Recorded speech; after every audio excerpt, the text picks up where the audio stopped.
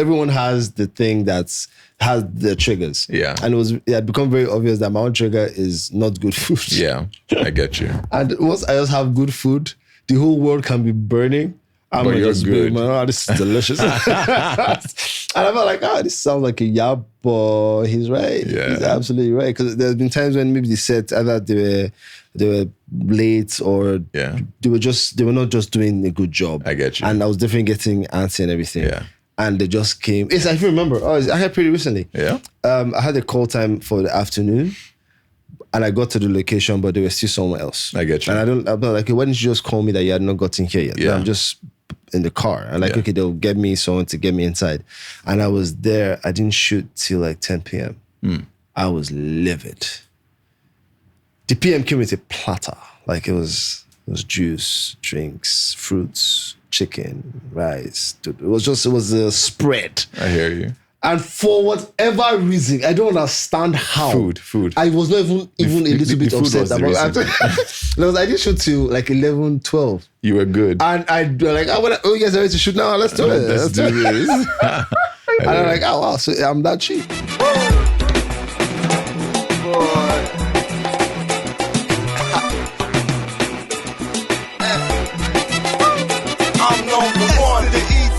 Hello, everyone. How you guys doing? Yes. Welcome Again, to another magnificent episode of Paul and Baaj in Character. How you guys? How's your week been though? My week has been good. Yes, it's been good. It's What have been you been really up good.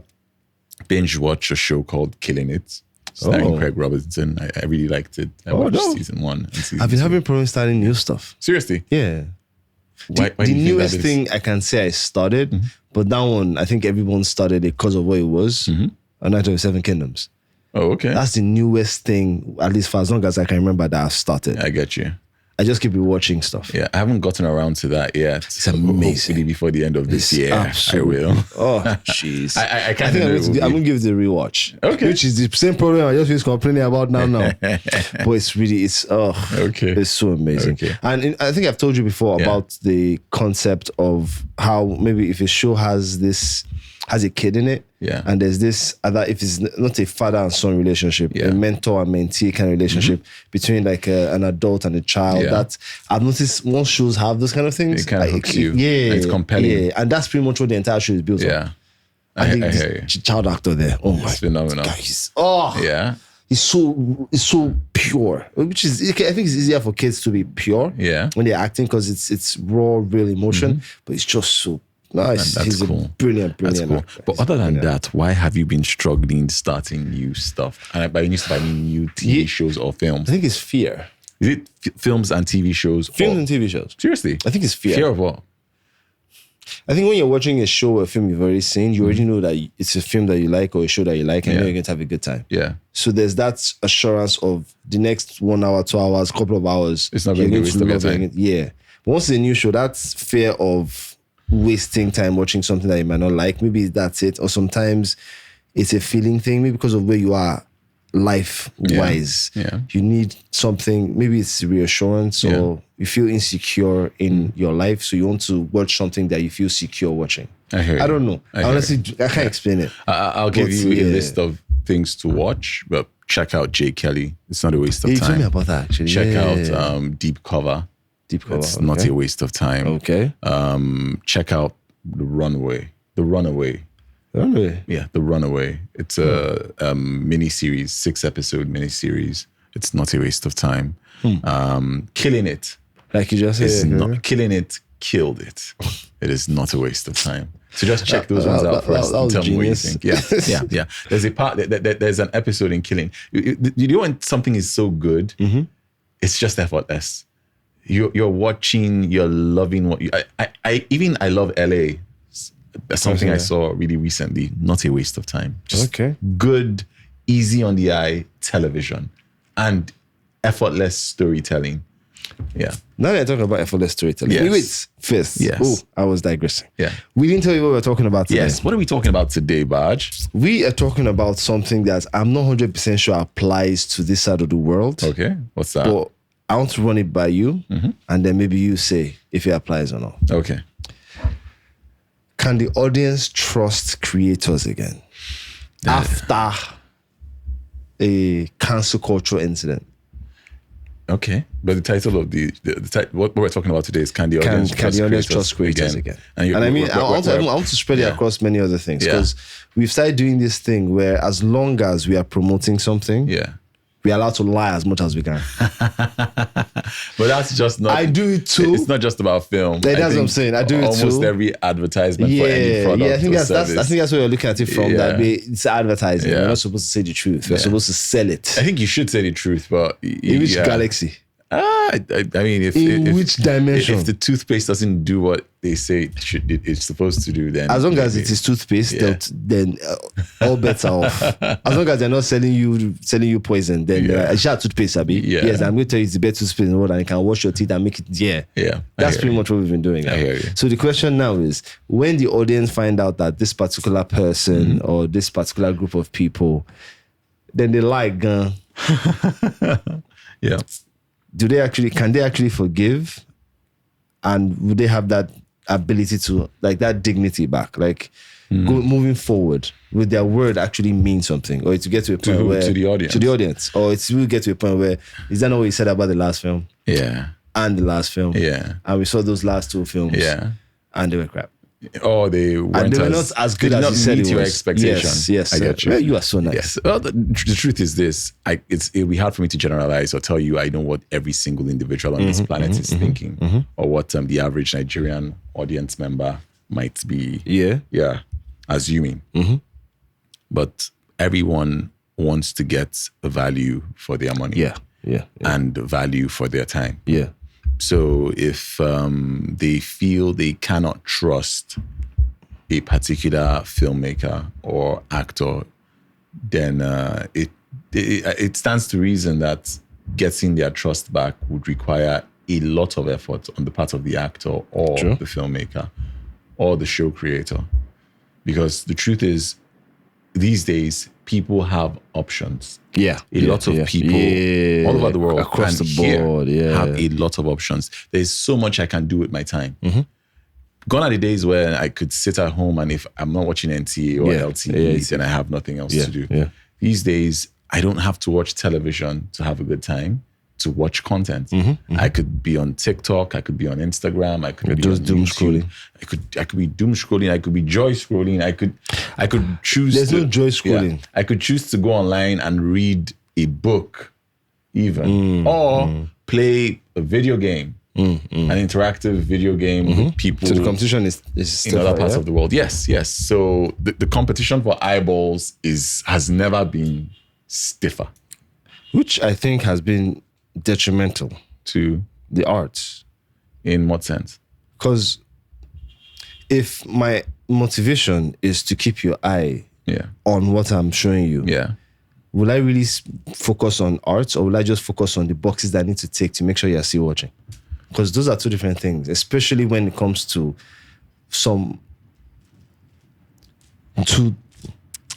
YouTube. But I think the truth is this: people want authenticity. Do they? I think by and large, people want authenticity. The thing is this: let's ask ourselves a very, very pertinent question. How many filmmakers are actually breaking bank on these social media platforms? How do we honestly answer that question, though? We really don't know. But it stands to reason that not everybody. Yes, definitely. But if you go percentage-wise. Yes. I would use broad strokes. Yes, broadly speaking. I would say maybe there's a top 5% who might be doing really okay on YouTube. Define really okay. Really okay is you're breaking even and making a tidy profit. Enough to... And that's 5%? To be honest. Because how many YouTube channels do we have? We have hundreds of filmmakers who have their own YouTube channels. We have our own YouTube channel. And we know we ain't making none. No, we know how difficult it is to get it going, to get it off the ground. And that's why we need people to like, share, and subscribe. And tell their friends to tell a friend that we have a podcast. Tell a friend, please. Yes, so we know what we're dealing with. We know what some of our colleagues are dealing with. But people who are passionate or people who are capitalistic, whatever their intentions are, they want to give it a go, and they are trying their very best to make something of their channels. And not all of them are succeeding at this moment in time.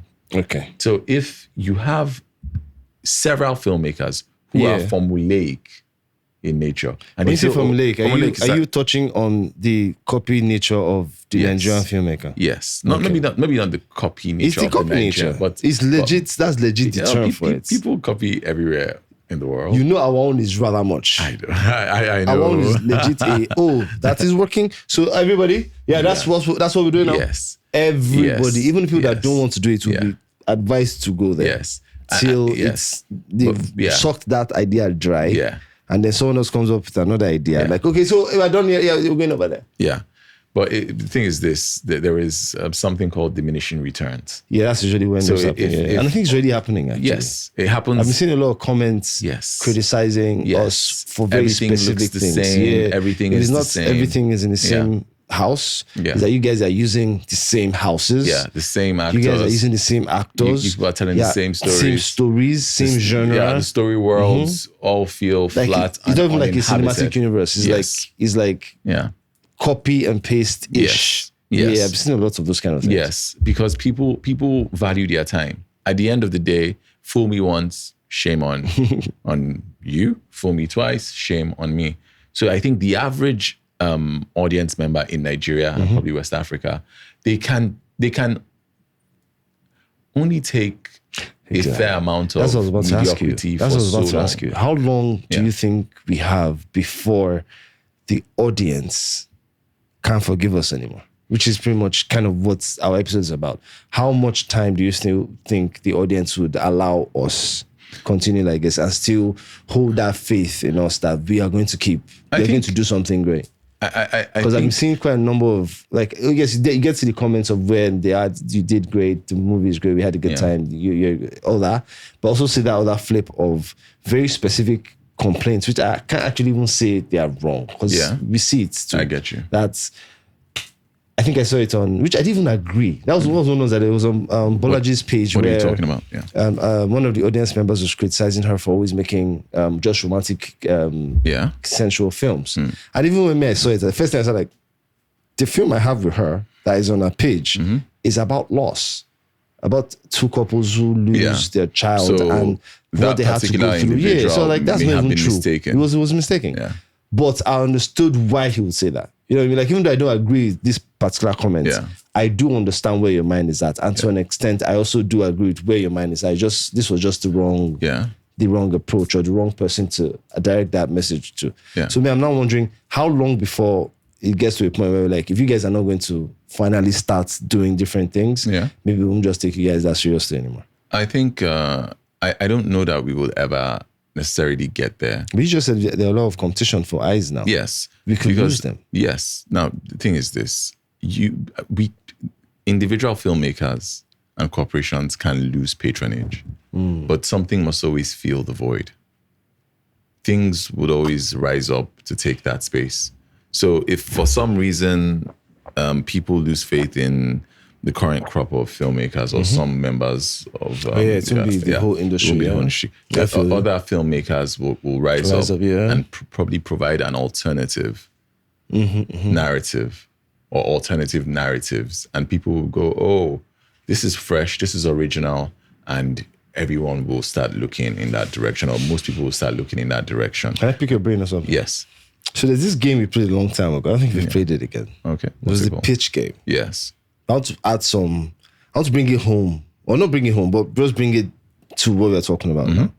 So add some more constraints. The pitch game, actually, just in case for some reason this is the first episode you're watching and you didn't see us do it. Yeah. The pitch game is practically, when we did it, originally, there are a few episodes back. Just a few. Just quite a few episodes back. So there are 4 aspects that you have to use as far as pitching your idea for a film or TV show is concerned. True. So your stars, your script. Talent. Your script, your stars or your talent, your script or your story, your budget or your money, your time or duration. Yeah. That's how we did it last time. But for YouTube, all those things even shrink even more. Yes. Because as you know, the budget has to be lower because the chance of you making your money back is a lot slimmer. Yes. For even what you said, it's even slimmer than I initially thought, actually. Because when you said 5%, I was going for 40, actually. So when you said 5, I'm like, oh my goodness. I don't know which of us is correct, but for me to say 40 and 5. I don't know that I am, but I think it's safe to say it's closer to 5 than it is to 40. That's what I'm scared about, bro. I get you. So that's not, I don't say that's encouraging, but that's life-threatening. Because, okay, so if we were to do the pitch game, and it has to be for a YouTube film. So for those 4 things now, which one would you say should be the utmost priority? Especially when you already know YouTube constraints. So if you take into consideration the YouTube constraints, time already is out. Yeah. Because you definitely don't have time. You don't have time. Budget relatively out. Yeah. Because your chances of making that money back. Yeah. So to a good extent, all you have is a great story. Yeah. And stars. Yeah. Right? Or talent. Yeah. Or talent. Yeah. So pitch me a story. I'll assume you have the story from scratch, or do you want me to modify what kind of story would you advise to be done now, taking into consideration everything that we've just spoken about? Okay, you know what? That's especially if you know you need to build those numbers up, like you need to hit the numbers, you need to go some achalugo kind of stuff. I get you. So the thing is this: are we saying, oh, there's a big budget film, either from this part of the world or West Africa or globally, that we can look at and say, oh, take this one and whittle it down. I guess that's what you have to do. Functional. That's what you have to do. This is Nigerian YouTube film. Okay. Yeah.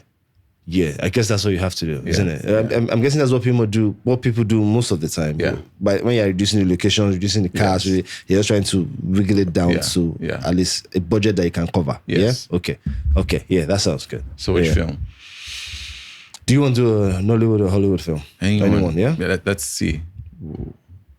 Let's assume you wanted to shrink trying to think of a film that okay, I'll go way back so it can be something enough people have seen. Yeah. You wanted to shrink a wedding party into a YouTube film. Yeah. How would you pull that off? Well, quite simply, I would probably what's my budget? Your budget. How many days do I have to shoot? Yeah. Do you think people know how long it takes us to shoot a YouTube film on average? Should we let you know I think the absurdity of that? Yeah, let's pull the curtain back on average. I would say 4 days. Yes. That's a healthy. Yes, I won't say a healthy though. No, that's a healthy time frame. A healthy assumption. Yes. So 4 days. So you have 4 days. Yeah. Your budget, obviously, is a YouTube budget. So let's say give or take below 10 million. Naira. Yeah. Yes. Below 10 million naira. Yes. Yeah. And your cast, I'm guessing I can give you 7 people. Okay. 3 stars. Yeah. Yes. When you say 7 people, 7 actual, cast members. 3 top billing cast. Then you maybe have a few extras. Yes. In a scene, you can have a few extras in one sequence rather. And I have 4 days. And definitely, when I say extras, I don't mean you have 30. Yeah. I get you. Yes, but you have a considerable amount to make a decent crowd scene. I get you. So I would have to ask myself, what was the wedding party about? Wedding, all the core things, what people connect with the most. An armed robbery took place during the wedding. So how do I keep the main thrust of the story? I think the main thrust was actually the wedding itself and the way the family reacted to all the chaos that was going on. Yeah, so you're going to need... I'm guessing you're going to need people, but you don't have that many people. Yes. But you still have to convey that in the YouTube film. Yes. So what I probably would do is I would get rid of the wedding. How do you get rid of a wedding in a wedding party film? Thank you. Now, this might sound scandalous, but and what makes the wedding party? What makes any film the story? The story, okay. And what's give the me general gist of the story? These 2 lovebirds getting through the day successfully. Get through the wedding day? Yes, successfully. Yeah. So how about I build the events just before the wedding? Are you still making everything happen in one day? Yes, basically. So the whole film will happen leading to the wedding and end when the wedding will start? The whole film will happen leading up to the wedding and end just as they're about to walk down the aisle. Give me a sec. Let me position. So you'd have your conflict early on. Mm-hmm. You'd have your resolution. And then they walk down the aisle. Mm-hmm. I would keep and the arm robbery can always happen beforehand. It can happen beforehand. I would do all of that. All the hijinks, everything. It's entering small. Yes. I'm feeling it. Yeah. Because once you took that entire wedding sequence out, you saved a ridiculous amount of money. You've time. I love the wedding parts, of course, like everybody else. Yeah. But and logistically, that in itself is a nightmare. So you take that off the board. And since you have some more extras, you just use it for the ending. Yeah? Keep the love story, keep the parents, have some of the other people. Where would you say most of the film is going to happen then? It will happen at the house, en route to the wedding. On the route? En route to the wedding. Now, en route might be tricky if you're talking about shooting on streets and you do have 4 days. So it could happen at the hotel. Okay. The hotel they lodge in. Where the wedding's happening. We show them in their rooms, show them in the hotel lobby, and have the armed robbery sequence take place in one of the rooms. There's only one more thing. Yeah. One of the sweetest parts of wedding party was the connection between the bride and the groom. Yes. Before the wedding, you're not going to be able to spend time together. Especially if you're going to make it that is the day of the wedding. Who says they won't spend time together? How? I thought they do the whole thing where you're not supposed to see the bride before the How many times have we seen the groom and the bride seek each other out? Okay, so you're breaking that. Okay. You're taking that out. Okay. You have them find ways to meet up, to talk on the phone. You use that as even a storytelling tool. Yes. Almost like you do that. Forbidden love kind of thing. Even though, okay. It can be done. I call it the script pre-wedding party. Would require then you call it the wedding party because everything is leading up to the wedding party. And if the plans for the party are falling apart before, it's still like then they resolve everything and we go in there thinking that this is what's going to happen. And at the end, if at all you want to give it a nice piece of flourish, you just do a montage of pictures, which is easy to manage. Yes, I've seen films of that and it's so brilliant. Yes. It's so brilliant. Yeah. Yeah, shout out to Kemi Adeseba and the wedding party. I'm not trying to one up anybody. I'm not just saying that this is what I would do if I were to make it a if we had to, film, a proper YouTube film. I hope people would come out to see, or people would stay at home. Sorry. See, if you go and shoot this film and you do at least say, I saw the idea on Paul Abariga. Men. Just saying, because I'm just saying, it sounds like something that I'd like to watch. Yeah. But let's take it a step further. Yeah. Who would you cast in? Because so we said 7 characters. Yeah. Okay. Let's assume. Let's keep the original cast. I'm just saying for this one anyway. Let's keep the original cast. Okay. So if you keep the original cast, exactly. Yeah. That's all. Okay. So obviously the bride and the groom. Yes. So this one, banking stay. Yeah. Their parents. Both. Well, RMD. Is bankable. Yeah. You want people to see the film. No. Remember, I said you don't have money. Yes. So technically, but what's I put at this one? I think your money has finished. But you said, if I'm not mistaken, you're giving me 7 cast members. Okay. I'm just saying. Okay. Let's assume. Yes, you have to whittle it down in terms of if I cannot afford RMD. If I cannot afford RMD, then I would go for. They would have to be a slightly more affordable option. I would have said you take the character out completely. Okay, yes, we could say he's en route to the wedding. Oh, I was just going to take him out, like maybe he passed away. So that way... Okay, you could also do that. You can save maybe one of maybe either the groom or the bride gets to have I'll one keep of their their mothers. Yeah, that's what I'm saying. I'll keep both mothers. Yeah. Yes, I'll keep both only mothers. one of them gets to have a husband. Yes, I'll keep both mothers. I will probably then keep... I'll reduce the friends. Yes. Definitely. The friends could be en route. The friends could be on... Yeah, could be talked about. Would you keep the love triangle? Yeah, I might. I'm running out of cast though. Yes, I might, but I would probably keep the wedding planner. Yeah. I would probably keep the wedding planner. So I may. I'm guessing you keep the driver. No, I would keep the driver. Yes, around. At that point in time, I don't need to keep the driver. Okay. Yes. So you're taking out one of the parents, but keeping. So that's 3. Yes. You're keeping the wedding planner. Yeah.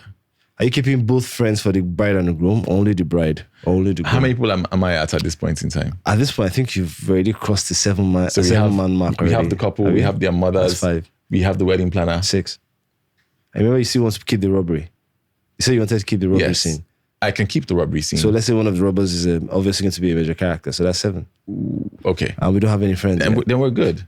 We're good. You can do the wedding film without any of the friends. Because every YouTube film has that friend that they bounce off of to give information to the audience. How about I give those opportunities, those roles to up-and-coming actors who may not cost me an arm and a leg. That's good. And give them a chance to shine. All right. Yes. All right. Yeah. All right. Yeah. Only way this one can fly is if you're not paying any of the top billers any money. Let's start from there. There are certain arrangements that can be made. For YouTube film? Now, I'm not sure anybody has tried it, but it's always the first time for everything. Because I don't know how it will work. Do you think anyone is trying to have that kind of conversation? A back end on a YouTube film? Because the only version of that that I know of is the actor was the producer, like she's the owner of the film. Yeah, because then you're backing yourself. Yes, exactly. So she had a deal with the channel of, we'll do splitsies on the amount of views. For, I think the deal was to last for 6 or 8 months. I get you. And then that's the only back end-ish contract deal I've seen on YouTube that at least is along that. Like, as cast is concerned, I'm not seeing anything like that, have you? Yes. Now, the thing is this, if the cast members are heavy hitters on YouTube, and by that I mean if they are likely to bring eyeballs, who's to say they can't have that conversation? Because it hasn't been done doesn't mean it can be done. Especially now that, because I still had a conversation with, I don't know if she wants me to say her name, but it looks like... We're a filmmaker anyway. Yes. She's a filmmaker and an actress as well. Yeah. And it looks like we have to start taking YouTube as the home of Nollywood now. What do you think about that? I would say it is definitely one of the homes at this moment in time. But one of the primary homes, you can almost say. I wouldn't argue with that assertion. You know, I think people find their content in many, many different ways. At the end of the day, we have 180 million Nigerians who are constantly consuming content, and we know that not all of them can afford data. Yeah. So a lot of people are getting stuff to watch in many other ways. So yes, YouTube is one of the ways that people in Nigeria, West Africa, and globally watch films. Do you think it's sustainable? YouTube? In what capacity, in what way? You know how we've always, not always anymore, because now that since you're saying YouTube is becoming primary, but we've definitely always been a TV type industry. Yeah. And we never thought that wouldn't be sustainable because TV is TV. TV is still around. Yeah, that's what I'm saying. Do you think YouTube is going to be around like that, or you think it's just another phase? Like, well, to be fair, lack of a better example, Iroko. Iroko is still around. Yes, but not on, like it's around, but not around. What was the Iroko model? I think the Iroko model, especially when like how I saw it, which I loved it actually. I just saw it as our own version of Netflix. Yeah, that's how I saw it. I get you, but not like another Netflix. But this is our own. Like when foreigners talk about that, they have Netflix. We have Iroko. That's how Iroko were basically a streaming platform for Nigerian films. That's all they were doing. YouTube is a bit much more than that. A lot more, yeah. YouTube offers a lot in the way of access and accessibility to content makers. And of course, owning your own thing as well. Yes. So I'm thinking because anyone can have a YouTube channel, anyone can upload content, people will keep experimenting and making all sorts of weird, so you wonderful... do believe it will stay then? I cannot see how it is going anywhere anytime for soon, the next... So you're saying like a decade from now, we'll practically have almost every actor in the industry have their own channel. Maybe. But then again, not every channel will succeed. The truth is this. Like you said, 5%. Even on what's it called? Traditional media. Channels were coming and going. True. I remember in the early days, there were channels like DBN. Yeah, DBN, LTV. Was it LTV? LTV is a state-owned channel that sometimes went moribund. There were times when LTV wasn't functional. At the end of the day, NTA has been government-owned and government-run forever, and it has struggled. AIT struggled for a bit. Is this on? I don't know, but I think they are. I think they are. So some channels will succeed. Some channels will... GTVs, is that one? Yes, there's a GTV of some sort. Also, OGTV. OGTV. Some of these channels don't exist anymore. Some of them are being heavily subsidized. Yeah. The truth is, it's a competitive space. And the chances are, if people don't find value in the films and contents that you put out, there is a chance that your channel may not survive for too long. So if 300 filmmakers or actors or producers or content creators own channels, it doesn't mean that all 300 channels will be around a decade from now. I hope that we take the initiative of just working together, though. Yeah. I think having every single actor have their own individual YouTube channel sounds nice, but in my head sounds like a terrible idea. I don't know what it is or what it isn't, to be honest, because 300 channels means that you can have so many different voices doing so many wonderful and creative, is that how it feels like now? And beautiful things. It doesn't feel like we have so many different voices now. It just feels like... I think right now, a lot of people are getting involved for reasons. Survival reasons? Yes, that may not necessarily, yes. I don't want to denigrate or to, because I don't know. But the truth is, maybe not everyone is opening a channel strictly because they have a passion for storytelling, or they have an artistic itch that they are trying to scratch.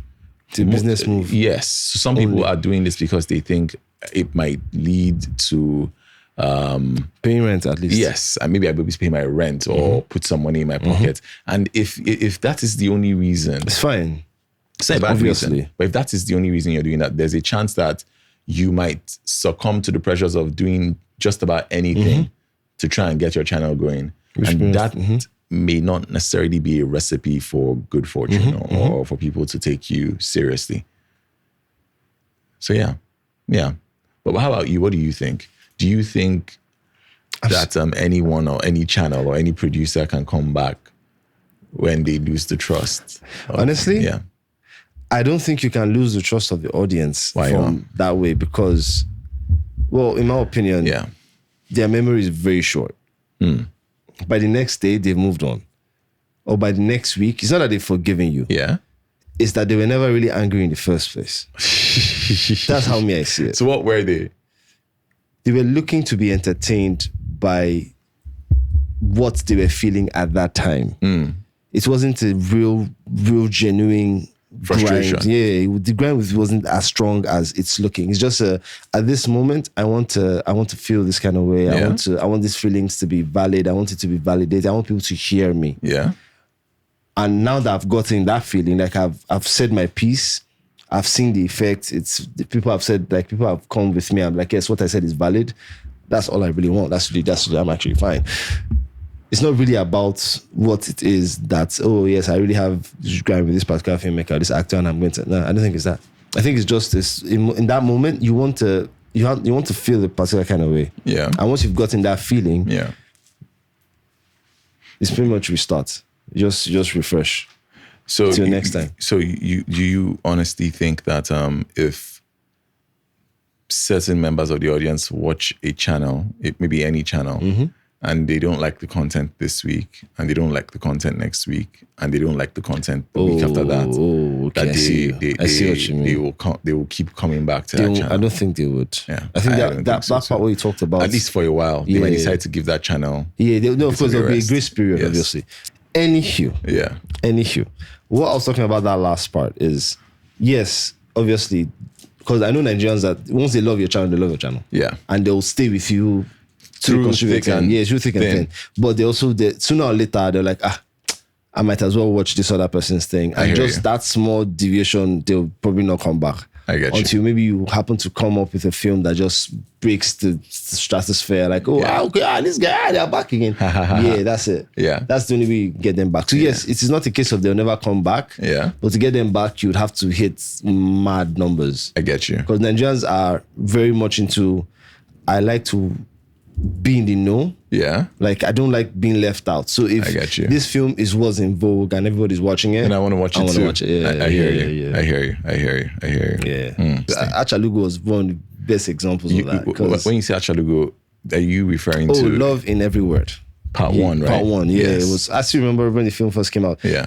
I was at the pharmacy buying something. Yeah. And I could tell that's what they were. They didn't say the name of the film. But you had heard enough But I to already know knew that, this is probably what they're watching. I'm going to be here for another 5 minutes because these guys have to get this film off their chest. Before they can I think they already knew, like, they could say, oh, this is an actor. So it was more of a, he's not the one in the film, but he's a connection to that world. Yes. So they were trying to kind of involve me in the conversation like that. You guys don't understand. Because I'm in that world does not mean we're all siblings. I just want to buy my stuff and pay my way. I know what you mean. Yeah. So I already understood how attached Nigerians can be to a film or series, which is really the coolest thing. Because once they love, if it's that you're an actor or they love a film or a TV show, they really go hard for it. I get you. They really go hard for it. And I think that's one of the things that really helps our YouTube films. Because I can't count the amount of times I'll see a comment where they'll say they've watched it 2, 3, 4, 5, 6 times. Yeah. That one happens. Blows my absolute mind. Especially if they feel the film is very there's a connection to maybe something, maybe it's the love, the shipping, or whatever it is in the film that makes them just feel connected to whatever is going on in the film. Yeah. They watch it over and over again. And that's one of the like, okay, this is dope. This is very nice. It is. It's very nice. It is. Because I know the kind of films that I rewatch and I know how I feel about those films. What type of films are those?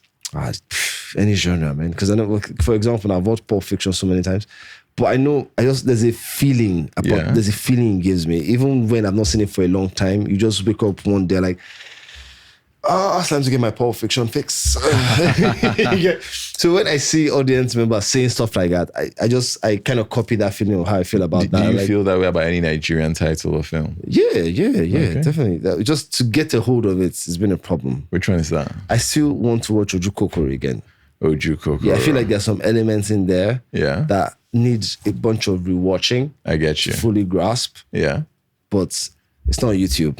Yeah. So Ironically, it could have been a YouTube film. If it was made, actually. Yeah. Because, I mean, no disrespect to the filmmaker. Yes, I know. Yeah, definitely. So when you look at all the things, all the elements and things factors you consider when making a YouTube film, it ticks all those boxes. Oju Kokoro is a film written and directed by Dari Olaitan, starring an ensemble cast of amazing. It's a crime comedy. Yeah, it's a dark crime comedy. Yeah. Starring amazing mad cast. Yeah. And everything happened at the petrol station. Not everything. Most of it happened at the petrol station. Yes. I'm trying to think of the other locations. Okay, the beginning at petrol station, his house, at his brother's house, which could have been done pretty quickly. Yeah, the politician's house. The road. Yes. That's it. Yeah. Everything then the kidnap location. Which was one room. In my opinion, I feel like that room was probably somewhere still there. Yes. Because if you know the way it was shot very, very tight. So you can easily just shoot in one corner. Yeah. And since it's a kidnap scene, you can get away with it. Because why are you revealing too much? Yeah. You're trying to tell it, give or take, from the kidnapped person's point of view. Yeah. So since you don't have to show too much. Because the reason why we're not seeing too much is because the person we are following isn't seeing too much, which is very smart. Shout out to Dari. Yes. Shout out to Dari. Sharp storytelling tool. Yeah. So, I think you're right. Mm-hmm. Actually, the more I think about it, because I'm trying to think of somewhere in that film that was so expensive that you cannot do for a YouTube film. I get you. And I can't come up with a single one. No. It was really well executed. Oh, I remember something that might cost you a little bit more. Which one? Remember the scenes, shout out to Sean Fakwa. Yeah. Sean Fakwa and Samedi. When Shewan Jai's character went to go meet him. At the bar? At the bar. There was no extra in sight. She was at night. It was supposed to be, nobody's supposed to hear nobody what was saying. There. So you won't think of why is there nobody here. Yeah. You don't want anybody to hear this. So, yeah. Basically. And can it be shot in 4 days? It wouldn't be as good. Yes, it probably obviously. The execution would suffer a bit, but yes. I'm like that, I agreed. Yeah. I just said it wouldn't be as good and you instantly agreed and I know why you agreed. Yeah. So maybe we should let them know why we agreed. Right? Yeah. Why I think you agreed is because we all know. Actors, directors, people in the industry know when you're making a YouTube film, if you're lucky, you have more than one take. Which is insane to say. If you're lucky. If you're lucky. Why is that? Because you're trying to shoot 250 scenes in one day. Okay, that is a bit of it's true. It's 5, more like 000. 249 scenes in one day. So the thing is this: a scene takes about maybe 30 something minutes to set up. Yeah. The actors have to rehearse their lines. We have to block the camera angles, light the sequence, and then shoot it. And that's if you're shooting a YouTube film. Yeah. And if you're shooting 13, 14 of those a day on 13, average, 14? if you're shooting for 4 days, you're probably shooting close 13, to 20. 14? Yes. Or 13, 14? or 15 to 20 of 15 those a day. At the end of the day, yes. You have 20-ish. Yes. At the end of the day, all things being equal, you spend 12, 13, 14, 15, sometimes 18 hours on set. You have only 24 hours in a day, by the way. Just in case you're like, 18 hours. How many you guys sleeping? Yeah. We don't sleep, bro. Yeah, sometimes you're going all night and starting very early the next day. At least I'm sure you heard the story about scenes. one actor like that was trying to go to his house after 12.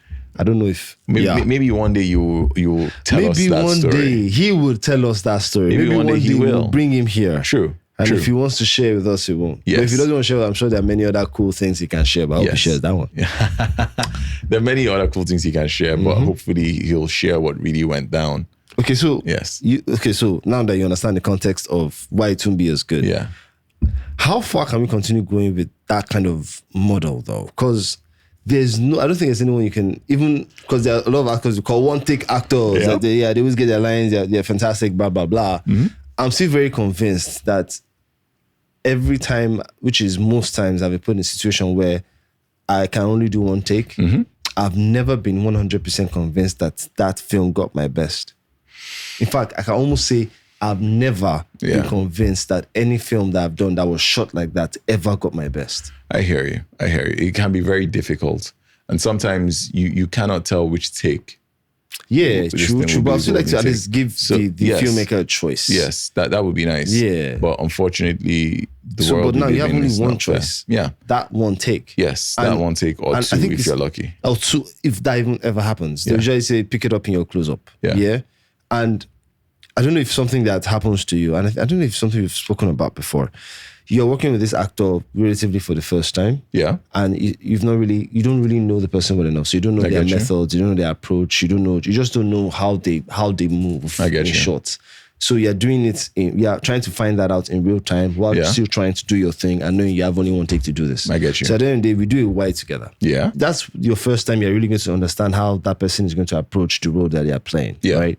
So you pick up, because me personally, I do that too. I pick up some things, whether it's your mannerisms, whether it's the way you're going to use your inflections. Just as I'm doing my thing, I am either consciously or subconsciously studying you. Yes. So when it gets to close up, there's some things that you've done in your wide that I obviously wasn't aware you were going to do, so I couldn't use it as well as I wanted to. Yeah. And I know that, okay, in your close up, you're going to do this, I'm going to use it. Yeah. Now the problem is, which has happened before, I was also working with a pretty good actor. Yeah. And he was doing the same thing I was doing. Yes. So he was also picking up on all the things I wanted to do. Now he didn't know that I was already making changes to what I was going to do because of what I've seen him do. So he was doing the same thing. He was making changes of what he was going to do based on what I had already done. Yeah. And next thing, we are getting to the close-up, and two of us have made some not enough changes to change. The changes you made, were they to enhance the scene or were they to enhance your performance? No, enhance the scene with you. I get you. Like, let's assume maybe there was no way I thought you were going to make use of that prop. Yes. Maybe you were just going to sip it and put it down. Yes. But in the wide, you chose to do something with that cup. You chose something to do. Maybe you accidentally let the water pour on you or something. I get you. Something, whatever. Yeah. And now it's the close up. And now I know that you're not just going to drink that cup and put it down. You're going to accidentally let something happen. Yeah. So maybe I'll try to do something to make it, if it's a comedic film, I'll try to react to make it more funny. But now, you are not going to do that anymore. Yes. Because you're going to try and react to maybe something I did. Yes. And now you're not doing that. Yeah. And I'm now, what happened to the thing you did before? And I'm not trying to readjust to this new thing you're doing. I need to get readjusted. And next thing, the whole thing happens. Yeah. The director feels like it went well. Yeah. Because you and I know that there was a major disconnect. Yeah. So but we've already done our first take, and there's nothing we can do. What I would charge the actors to do, because as an actor, what I try to do is every take I treat every take like the first time I am sharing that space with that actor or actress. Even when you're going from a wide to a close-up. I'm telling you. I treat so I have an idea of what it is you will probably be bringing. Yeah. But I do not assume that you bring the same thing. Yes. Oh. So all I simply do is listen every single time. I am trying to stay locked in and I am listening to what it is you're bringing. So you can react in real time. Or what it is you're putting down. Am I picking up what you're putting down? I feel you. So basically, I try to pick up what you're putting down. So whilst I am trying to give you something, I'm like, you know what? I still have to leave room for, he might put down something slightly different and I have to be ready to react to it. Yeah, I feel you. I feel you. Yeah, that works. Yeah. So that's what I try to do. So when if it changes from take to take, I try to stay as fresh as ever. Oh, okay. Every single time. Okay, I feel you. Yeah. I feel you. Yeah. I think because I so want to make sure that everything happens so accidentally. That's not a word. Okay. I want it to feel like an accident. but still perfectly symmetrical. Is that the word? How can I explain it? Like that because it's something I found out. You want it to feel fresh and organic. Yeah, fresh and organic. But you want it to feel. I want to be in control of it. Yes, I hear you. I try. That's the thing. That's the thing. When I'm in front of the camera, I am not trying to be in control. I try. I've always gone back and forth. I let go with those techniques. Sometimes they're like, and there's some other times that like, because this is why. Yeah. It's something I used to do, and even when I was doing it, I was not sure if it was the right thing to do. Yeah. Until I was watching Friends Reunion. We were just talking about the rest of the actors. Yeah. And I started talking about the actor that plays Ross Geller. Yeah. Even before that interview, in my opinion, I felt he's the best actor in the show. That was just my own personal opinion. David Schwimmer, thank you. Even though it was not my favorite character. Yeah. My favorite character is Zachary Chandler. Yeah. But in my opinion, as far as acting is concerned, I felt like he was the best actor on the show. And they were talking about different things, just how they just working together. And I can't remember who mentioned it, but he was talking about him. Yeah. And he was like, a lot of people watch his performances and think it's some off the cuff. Yeah. It's in the moment. He just comes up with it. Yeah. And it's not true. He actually, everything is very well rehearsed. Mechanical. Very well. Yeah. But he does it so well. Yeah. He's so in control of what's going on. And he hits the timing, the reaction. Yes. It's so fresh and organic and original that you are forced to not even possibly contemplate that this thing is not just happening in real time. And when I saw it, I'm like, oh, shit. Yeah. That's what I do. But which made me feel like, okay, then I'm good then. Then wanting to always be in control of everything that's going on is perfectly fine. It's not inherently wrong. It's not wrong, But the thing is, that means that everyone else sharing the space with you has to be on that same level. Which is probably why it works so well with friends, because they know each other so well. They spend months, weeks rehearsing all these things. So when I got on a project where you have no control. Yes. And not just because you have very little time and you don't have any control. Yeah. It's actually the men's club, actually. Yeah. Okay. And the way the show is just set up, the way it's being shot, and more specifically the character I'm playing, exists in a void where he doesn't have any control. Yeah. If I try to play it that other way, I won't play it properly. I have to be okay with not having any control about what's going on, because you never know what Ayola is going to just say. Yeah. You never know what Etienne might just come up with in the moment. Yeah.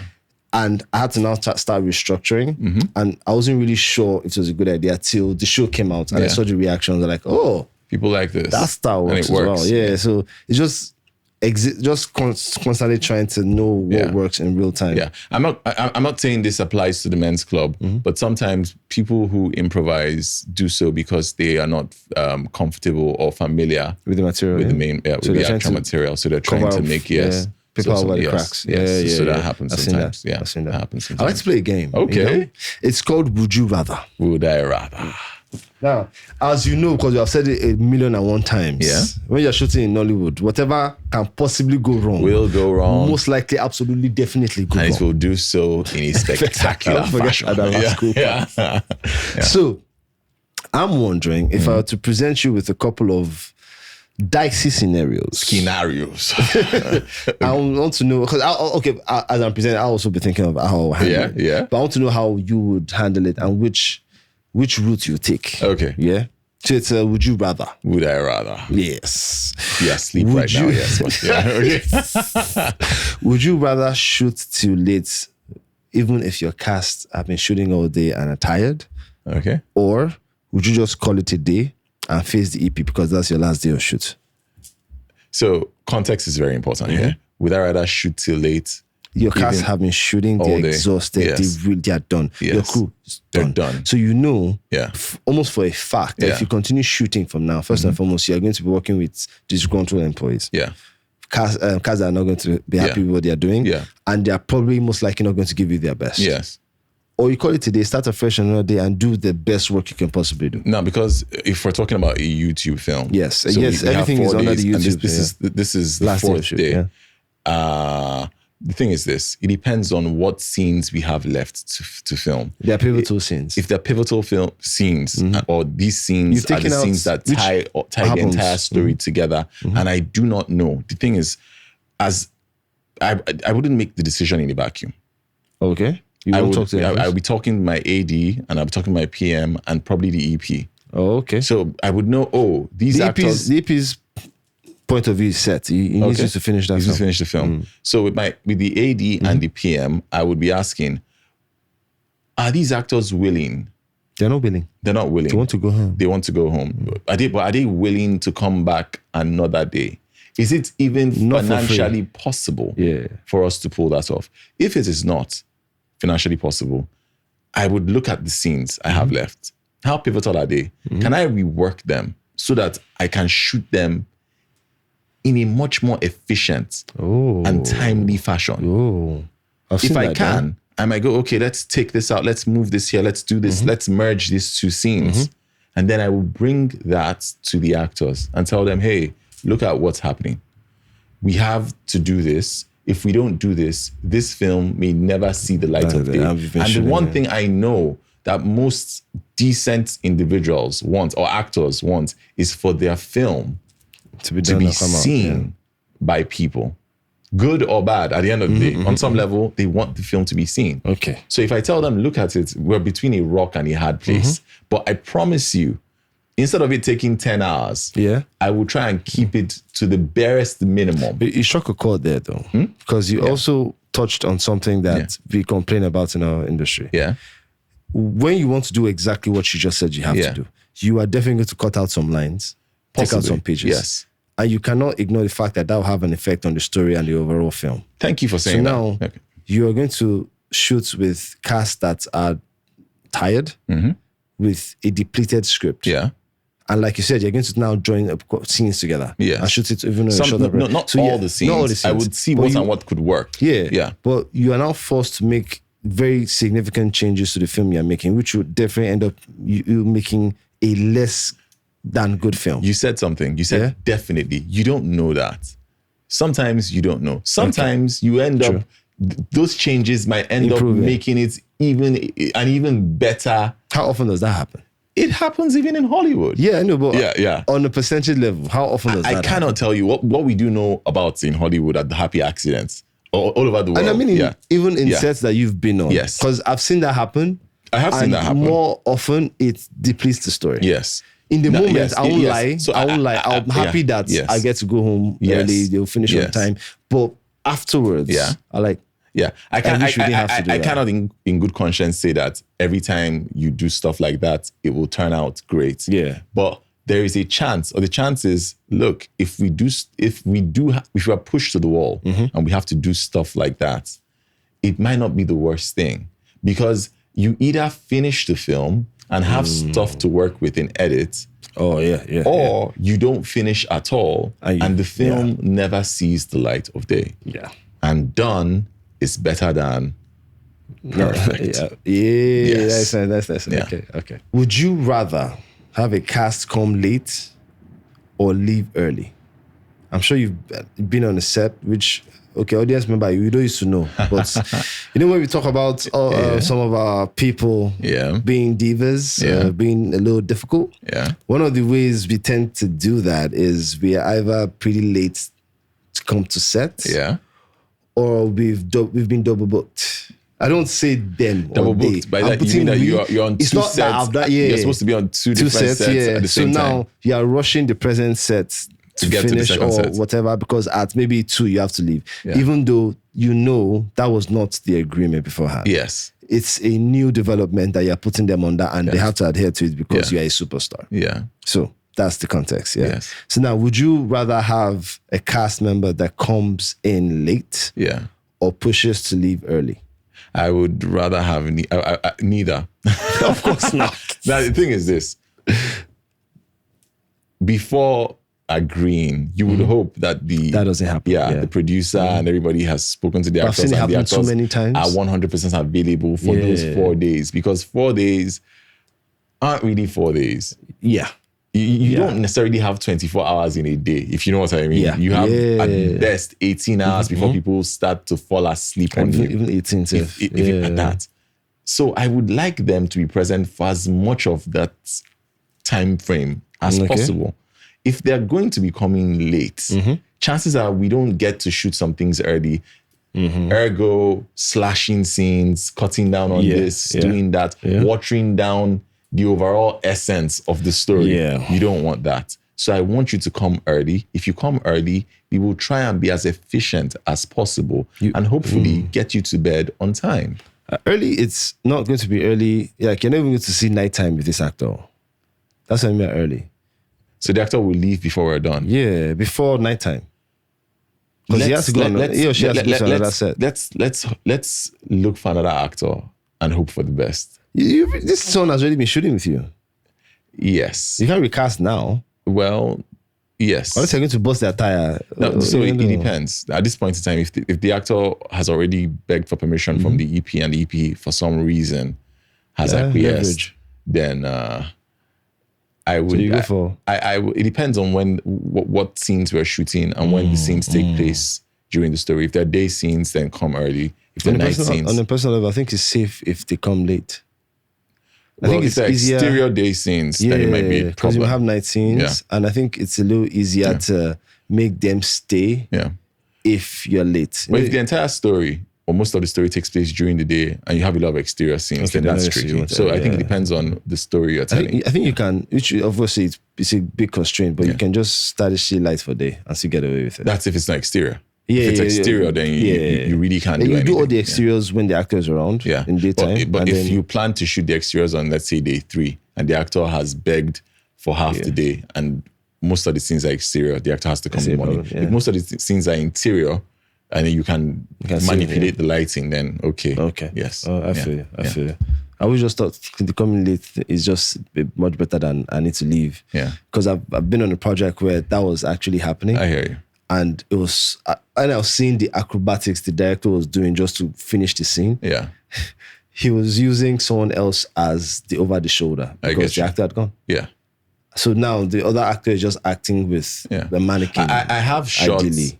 I have, directed a scene position before? where the actor who started the scene is still the one that wasn't the one, but nobody ever knew apart from those of us behind the camera. Director, please. That's why you hire such. Yeah. Jays.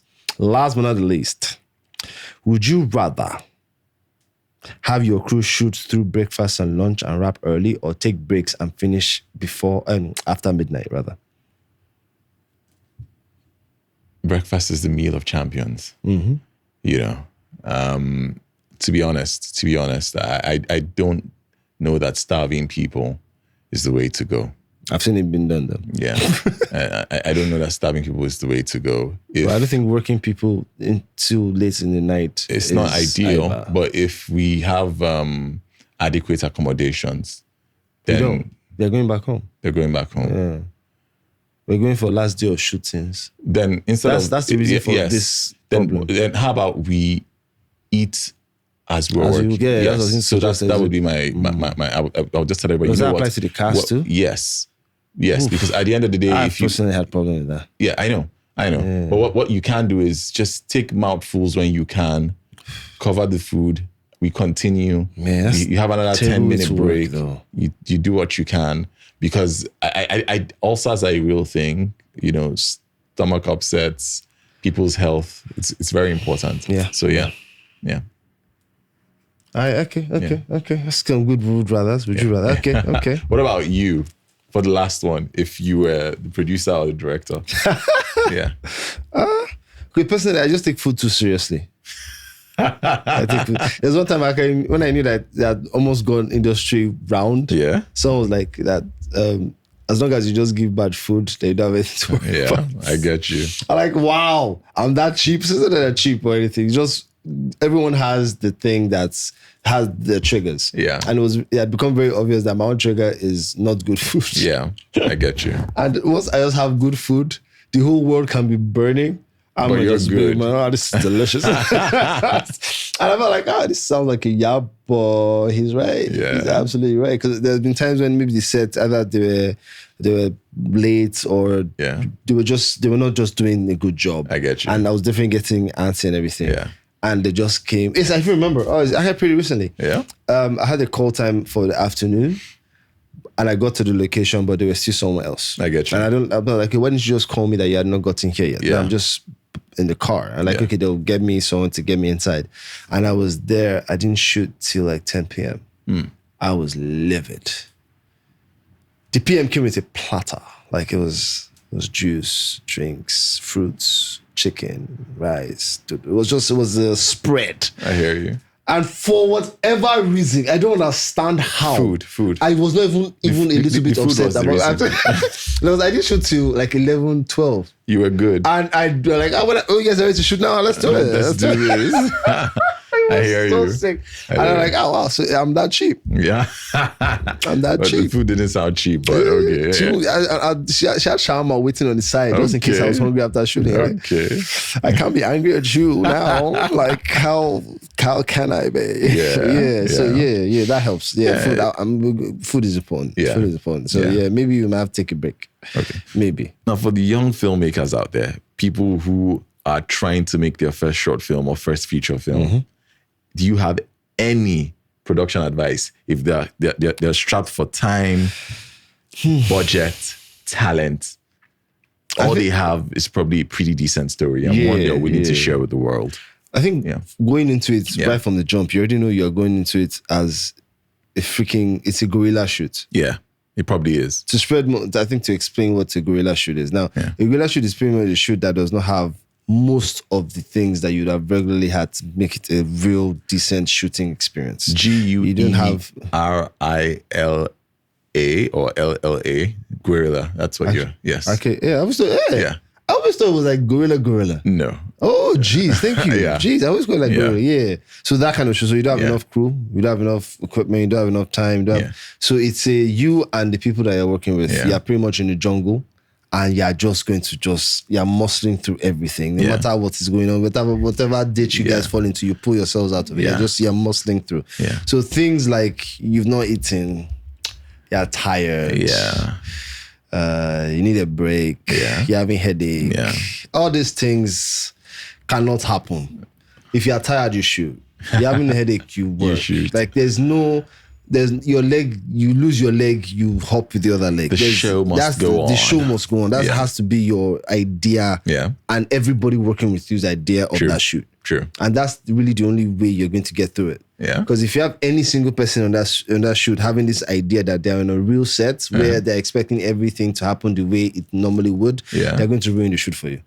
Because you're not going to have the same energy going around everybody. Even if you have a star actor on there. That's true. The star actor has been in that kind of situation before, for sure. Yeah. So he already understands what you're doing and he understands why he's there. So it has to be a situation where everyone is coming together to make sure that we are making this thing. That's true. No matter what happens, we are going to make this film. I've actually been in that situation before. It was I and Kelechi Udegbe. We're making a short film. Wrong Con. Yes, I think it was for Frith, I think. Yeah. Jeez, I forgot. I'm so sorry I forgot your name. Yeah. The filmmaker, the writer and the director of the film. It'll come to you. Dude. I'm so sorry. Wrong Con, you and Kelechi. Yes, I'm looking for his name. I think it's cool. Okay. If I forget his name. And it was that kind of shoot. So I think the crew, what was the crew? I think it was like 4 people. Yeah. Yeah, I think it was just 4 people. The cast, 4 people. It was that kind of shoot. Okay, Yeah. It was just him, the sound guy, the gaffer. Yeah. Was it 3 people? 4. And I think the PM. Yeah. who was the doubled PA as everything. and yeah. You need a PM that can double as everything. Yeah, so that's and you the director, you're going to double as everybody's going to double as everything. It was written and directed by Charles Obi. Yeah, Obi Mary. Yeah. And it was that kind of film. Yeah. And everyone just came through like in a, we are not here to now. Yeah, we're ready. Just say action and Kelechi will turn it up. Yeah. And it was really fun. It was really fun. I think I remember seeing it. Yeah, and it was a pretty good film. Yeah. It was a pretty fun film. So yeah, that kind of thing, man. You have to have this dogged mentality, both you, your cast and crew. I get you. I know that we're going to get this thing done no matter what. That's cool. That's cool. What kind of advice you give to someone? I think you said it all. Wise words. Wise you. words. Yes. Well, thank you for watching. Thank you for listening wherever you've been doing so from in the world. Don't remember? Yeah. I remember to like, share, and subscribe. Yes. I remember to tell a friend. To tell a friend. That Paul and Baaj have a podcast. Catch you guys later. Huh? Yes. Bye. Thank you for watching. Thank you, man. You guys got to the end. Please like, subscribe, and share. And remember to turn on your notifications. Yes, so you don't miss our next videos because it's going to be dope. Save, guys.